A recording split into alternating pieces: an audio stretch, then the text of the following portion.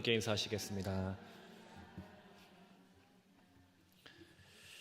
오늘 말씀은 우리가 너무나도 잘 알고 있는 인물입니다. 바로 삼손에 대한 이야기를 이제 오늘부터 시작을 하는데, 삼손은 이제 교회를 다니지 않는 사람들도 너무나도 잘 알고 있는 유명한 사람입니다. 근데 우리가 삼손을 이야기할 때 항상 이야기하는 것이 하나님께 큰 능력을 받았는데 여자를 좋아하다가 망한 그런 일그러진 영웅이라고만 생각할 때가 많습니다. 하나님께서 그렇게 큰 놀라운 힘을 주셨는데 그 힘을 하나님을 위해 온전하게 쓰는 게 아니라 여자를 너무나도 사랑해서 결국 제대로 하나님 앞에 쓰임받지 못하고 여자만 쫓아다니다가 그렇게 망한 사람 아닌가라는 인식이 우리들에게 있습니다. 이 삼손이라는 이야기는 단순하게 어떤 개인의 이야기, 삼손의 이야기로 보는 것이 아니라 하나님의 백성인 이스라엘을 대표하는 인물로서 우리는 이 이스라엘 백성들이 그 시대 가운데 하나님 앞에 얼마나 멀리 떨어져 있었는가를 볼 때 대표적으로 볼 수 있는 인물이 바로 이 삼손입니다. 그리고 그와 동시에 그런 이스라엘 백성들을 타락과 죄를 보시면서도 그러면서도 그들을 향한 하나님의 사랑, 긍휼하심, 그리고 그들을 그럼에도 끝까지 포기하지 않으시는 그 하나님의 마음이 바로 이 삼손의 이야기를 통해서 전해지고 있다는 것입니다. 그럼 먼저 이 이야기의 배경부터 우리가 함께 나눠보려고 하는데, 이 배경이 되는 말씀, 1절 말씀을 우리 함께 보겠습니다. 1절 말씀을 먼저 함께 합독하겠습니다. 이스라엘 자손이 다시 여호와의 목전에 악을 행하였으므로 여호와께서 그들을 40년 동안 블레셋 사람의 손에 넘겨주시니라. 아멘. 여러분들, 우리에게 너무나도 익숙한 구절이죠. 사사기를 항상 읽으면은 매번 등장하고 매번 반복되는 표현이 오늘도 어김없이 나타납니다. 이스라엘 자손이 다시 여호와의 목전에서 악을 행했다라는 겁니다. 이 본문의 삼손은 이제 사사기에 나오는 거의 마지막 사사입니다. 근데 이 사사기에 기록된 마지막 사사였던 그 삼손에 이르기까지 지금 이스라엘 백성들의 모습은 변함이 없습니다. 계속 반복됩니다. 하나님 앞에 죄를 범하고 그로 인해서 하나님 앞에 징계를 받고 그 징계로 인해서 하나님 앞에 회개하고 하나님은 사사를 보내시고 그들을 구원하시고 그로 인해서 사사로 인해서 평안한 삶을 살다가 또다시 죄를 범하고 반복되는 일들이 계속해서 나타납니다. 어쩌면 이스라엘 백성들의 모습을 우리가 이 사사기의 말씀을 통해서 볼 때 또 저러네 라고 생각하면서 저들의 그 죄악된 모습들을 어쩌면은 잘못되게 우리가 안 좋은 시선으로 그들을 바라보면서 그들을 향해서 정말 저 사람들은, 이스라엘 백성들은 정말 변하지 않는구나 라면서 되게 그들을 향해서 안 좋은 이야기를 할 수 있지만, 이스라엘 백성들의 모습은 바로 오늘 우리의 모습과 똑같다라는 것이죠. 어려움을 만날 때 우리 역시 하나님 앞에 간절하게 간구합니다. 하나님 도와주세요. 나의 삶의 어려움을 헤아려 주세요. 이 어려움을 해결해 주세요. 우리는 그 어려움을 만날 때, 괴로움을 만날 때 항상 하나님 앞에 그렇게 엎드리며 간절하게 기도합니다. 그 어느 때보다 갈급한 심령으로 하나님 앞에 나아갑니다. 근데 그 문제들이 해결되고 내 삶에 평안함이 왔을 때 그 하나님을 더 기뻐하며 감사하며 하나님 앞에 예배하는 삶을 우리가 살아야 함에도 불구하고 우리가 마음이 평안해지다 보니까 점점 내 마음과 내 시선에는 하나님이 아니라 자꾸만 저 좋아 보이는, 내 눈에 좋아 보이는 세상을 쫓아 살 때가 너무나도 많다라는 겁니다. 하나님께 더 가까이 나아가야 함에도 불구하고 자꾸만 다른 것에 내 마음을 뺏기고 내 시선을 뺏깁니다. 그리고 그쪽으로 내 몸이 돌이켜집니다. 하나님을 향해 등을 돌리고 세상을 향해 나아갈 때가 우리는 너무나도 많다는 겁니다. 이스라엘 백성들의 모습이 바로 오늘 나의 모습이라는 것이죠. 그리고 결국 이런 죄악된 삶의 결과는 하나님의 징계와 심판이 있다는 것을 우리는 반드시 기억해야 한다는 것입니다. 이스라엘 백성들은 하나님의 은혜 가운데 그 모든 어려움이 있어도 하나님은 그들을 구원해 주시고 건져 주시고 사랑해 주셨습니다. 그런데도 불구하고 그들은 다시 그 죄를 반복해서 짓습니다.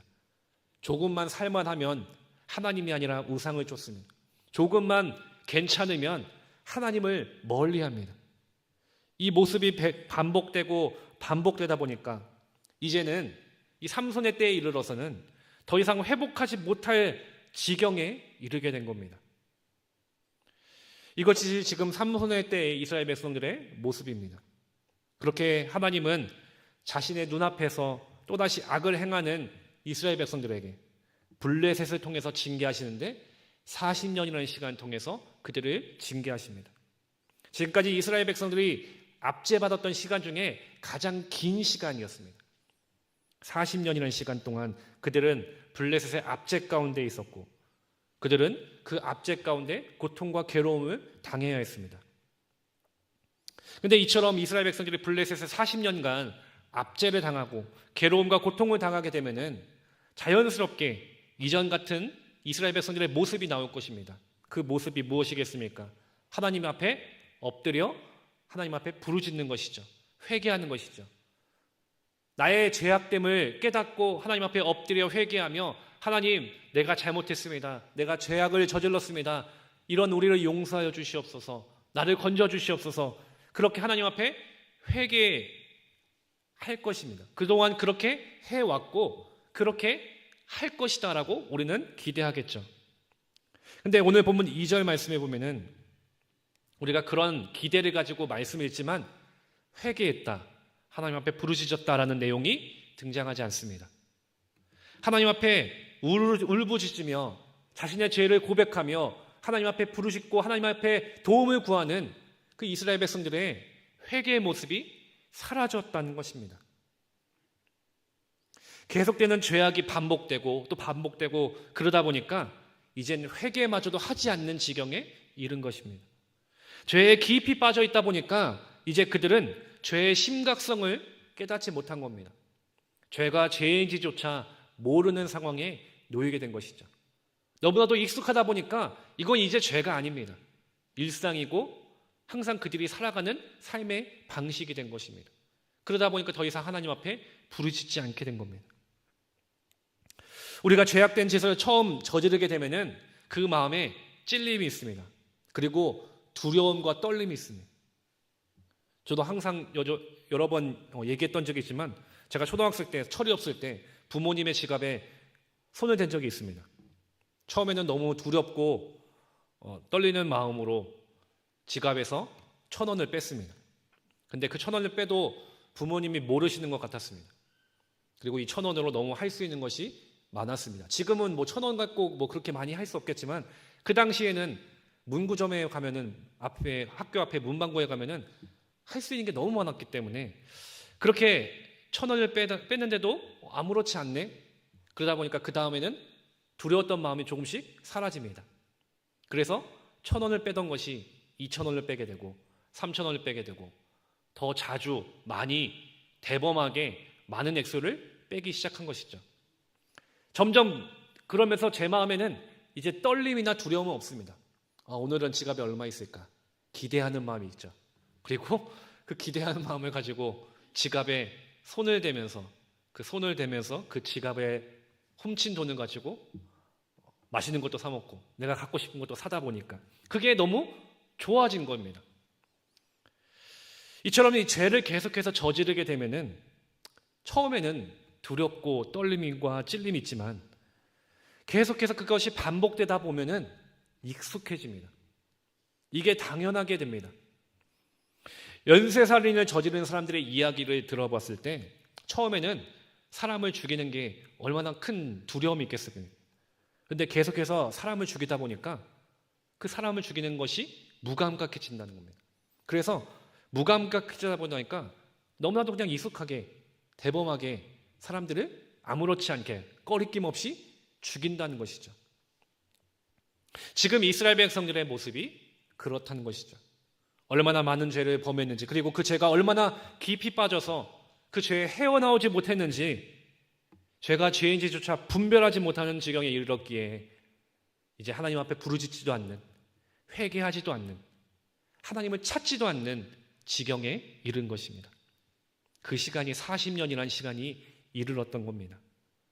이제는 완전히 영적으로 죽어버린 상태, 하나님과는 완전히 끊어져 버린 상태에 이른 것입니다. 실제로 이 나중에 삼손이 블레셋 사람들을 크게 죽인 일들이 있었습니다.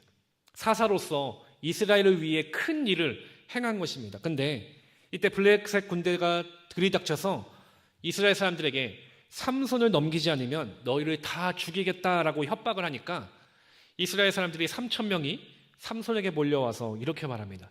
사사기 15장 11절에 보니까 유다 사람 3천 명이 에단 바위 틈에 내려가서 삼손에게 이르되 너는 블레셋 사람이 우리를 다스리는 줄을 알지 못하느냐?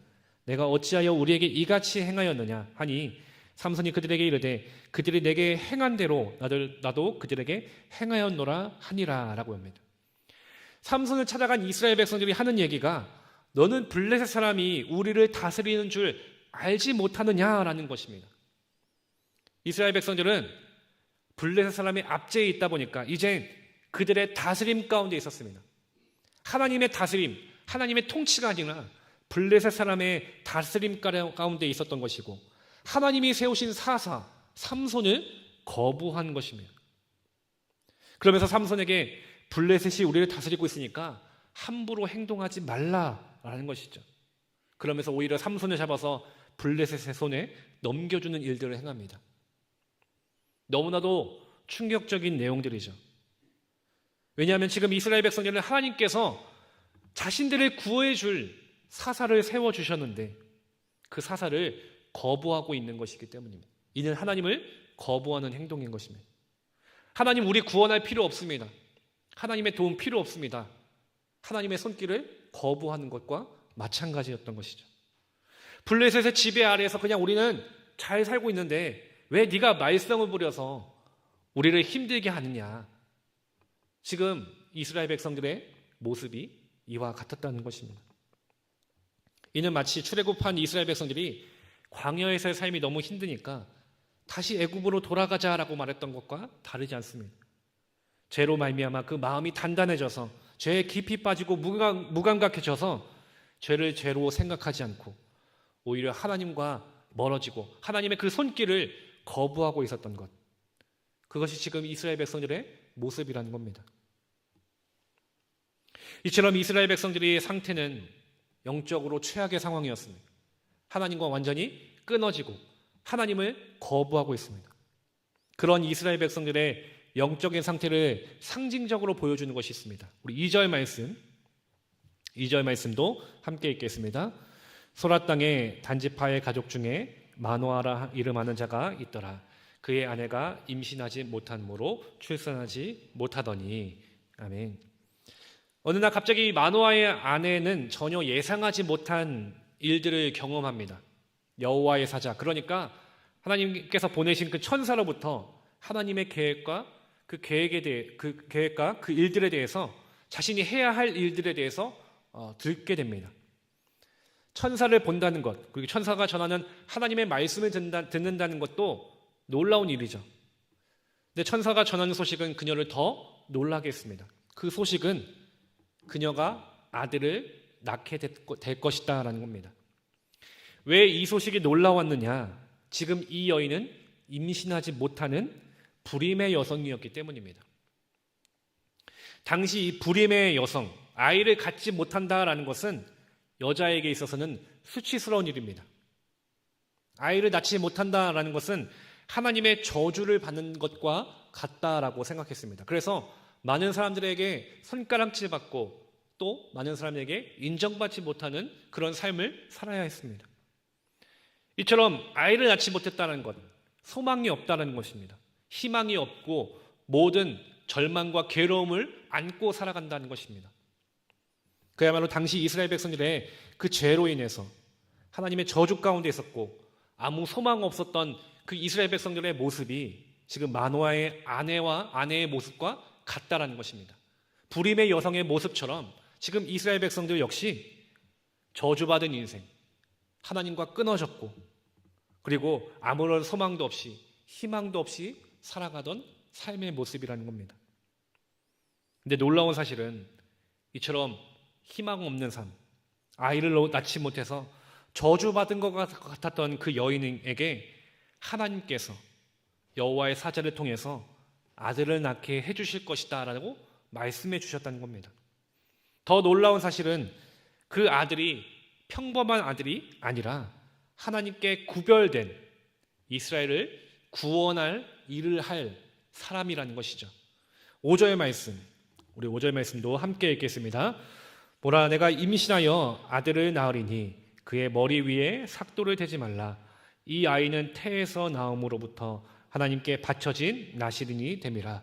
그가 블레셋 사람의 손에서 이스라엘을 구원하기 시작하리라 하시니. 아멘.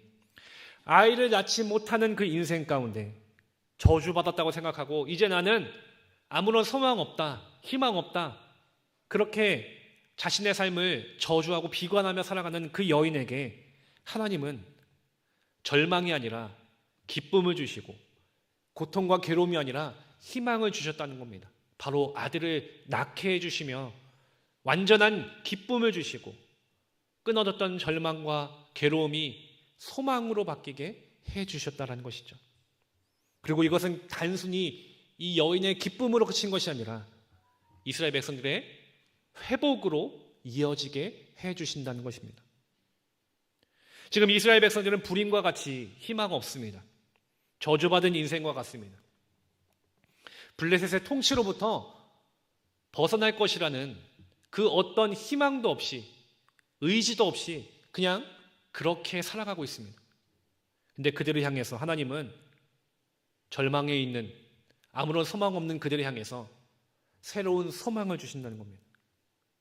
다시 그들에게 기쁨을 주시고 자유함을 주시려고 하나님은 불임의 여성을 통해서 아들을 낳게 해주시고 그 아들을 통해서 이스라엘을 구원해 주신다 약속하시고 말씀하고 계신 것입니다. 특별히 여호와의 사자는 마노아의 아내에게 두 가지를 명령하고 있습니다. 하나는 여인에 대한 명령인데 아이를 임신할 것이니까 포도주와 독주를 마시지 말고 부정한 것을 먹지 말라고 합니다. 또 하나는 이제 아이에 대한 명령인데 이 아이의 머리카락을 자르지 말라랍니다. 왜냐하면 이 아이는 모태에서부터 태어난 받쳐진 나실인이기 때문이다라고 말씀합니다. 이 나실인은 하나님께 헌신된 사람, 하나님께 구별된 사람을 의미합니다. 민수기 6장에 보면 나실인에 대한 규정이 나오는데 나실인이 지켜야 할 세 가지 규칙이 있습니다. 첫 번째는 술과 그 외에 취하게 하는 것들을 피해야 한다는 것이고, 두 번째는 머리카락에 칼을 대지 말아야 하고 길러야 합니다. 셋째는 죽은 시체를 가까이 하지 말아야 한다는 겁니다. 하나님께서 이제 곧 낳게 될 아이가 나실인이기 때문에 머리카락을 자르지 말라라고 명령하십니다. 그러면서 그 아이를 통해서 이스라엘 백성들을 구원하실 것이다 라고 말씀하십니다. 즉, 이 나실인으로 살아가라는 것은 죄악이 가득하고 하나님과 멀어져 있는 죄에 무감각해져 있는 그들을 향해서 이스라엘을 회복시키기 위해서는 세상과 구별되어야 되고 죄와 구별된 삶을 살아야 가능한 것이고, 그런 구별된 삶을 사는 자를 통해서 하나님은 일하시고 역사하시고 이스라엘을 구원하실 것이다 라고 보여주고 말씀하고 계신 것입니다. 이처럼 하나님은 죄를 죄로 깨닫지 못하는 지경에 이르렀던 불임과 같은 이스라엘 백성들에게 그럼에도 불구하고 그들을 끝까지 사랑해 주시고 그들을 불쌍히 여겨주시며 긍휼히 여겨주셨던 사랑의 하나님이심을 오늘 말씀을 통해서 우리에게 가르쳐주고 계신 것입니다. 너무나도 죄에 깊이 빠져있기 때문에 이제 하나님을 찾지 않는, 하나님 앞에 나아가지 않는, 회개하지 않는 이스라엘 백성들, 어쩌면 그들은 당연히 심판받아야 합니다. 그들을 구원해 줄 이유가 없습니다. 그런데 하나님은 그런 자격 없는 그들을 내버려 두시고 외면하시고 포기하신 것이 아니라 그럼에도 하나님은 그들에게 사사를 세우시고 그들을 구원해 주시고 그들을 건져 주시려고 하신다는 것입니다. 임신하지 못하는 여인처럼 절망 가운데 있었지만 그들을 불쌍히 여기셨고 그래서 그들을 위해서 구원자를 보내주십니다. 이런 하나님의 사랑을 사도 바울은 로마서 5장 8절에서 이렇게 말씀합니다. 우리가 아직 죄인 되었을 때 그리스도께서 우리를 위하여 죽으심으로 하나님께서 우리에 대한 자기의 사랑을 확증하셨느니라. 하나님께서 자기의 사랑을 어떻게 확증하셨습니까? 우리가 아직 죄인 되었지만 우리를 위해 자신의 아들을 죽이심으로 그 사랑을 확증하셨다는 겁니다. 하나님께서 자기 아들을 바로 우리를 위해서, 우리 죄인들을 위해서 죽게 하시고 우리를 위해서 그렇게 희생당하게 하셨다는 겁니다. 그런데 어떤 우리입니까? 하나님을 배신하고 죄에 깊이 빠져 있고 하나님과 멀어져 있는, 죄를 죄라고 생각하지 않고 있는 그런 죄에 무감각해져 있는 바로 나를 위해서, 오늘 우리를 위해서 주님은 아무 죄 없으신 예수님을 그런 우리를 위해서 십자가에 달려 죽게 해주셨다는 겁니다. 여러분은 우리가 얼마나 많은 죄를 범하고 있습니까? 또 그 죄를 얼마나 반복해서 짓고 있습니까? 남들이 알지 못하는, 나만 알고 있는 은밀한 죄가 우리에 얼마나 많습니까? 차마 말할 수 없을 정도로 내 안에는 정말 더럽고 추하고 음란한 죄들이 얼마나 많이 있습니까? 내가 나를 보면은 너무 잘 알지 않습니까? 아, 정말 나 너무 자격이 없다. 나 너무 더러운 죄인이구나. 이런 내가 어떻게 용서받을 수 있을까? 이런 내가 어떻게 하나님을 사랑한다 말할 수 있을까?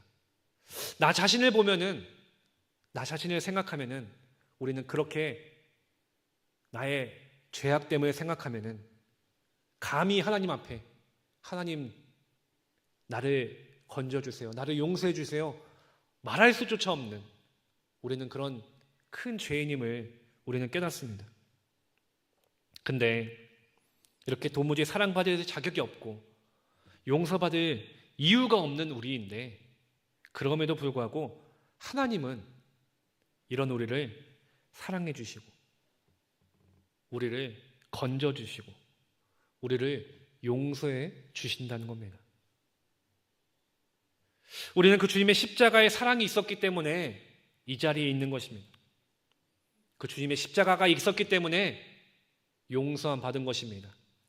그 주님의 십자가가 있었기 때문에 우리는 구원받게 된 겁니다. 다시 살 수 있게 되었음을 여러분들 기억하시기를 간절히 소망합니다. 지금 하나님의 사랑이 바로 이스라엘 백성들에게 그렇게 임한 것입니다. 아이를 낳지 못하는 여성을 통해서 사사가 될 아들을 주심으로 하나님은 자신의 긍휼을, 자신의 사랑이 끝이 없다는 것, 내가 그럼에도 너희를 포기하지 않는다는 그 사랑의 모습을 그럼에도 보여주고 계십니다. 바로 여기에 우리는 소망이 있다는 겁니다.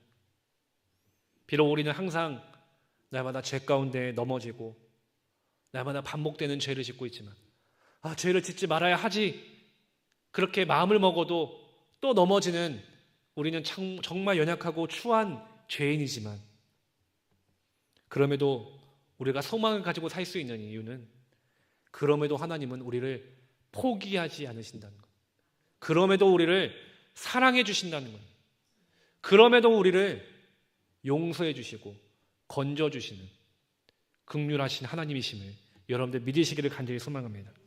그렇게 우리는 우리의 삶을 날마다 돌아봐야 합니다.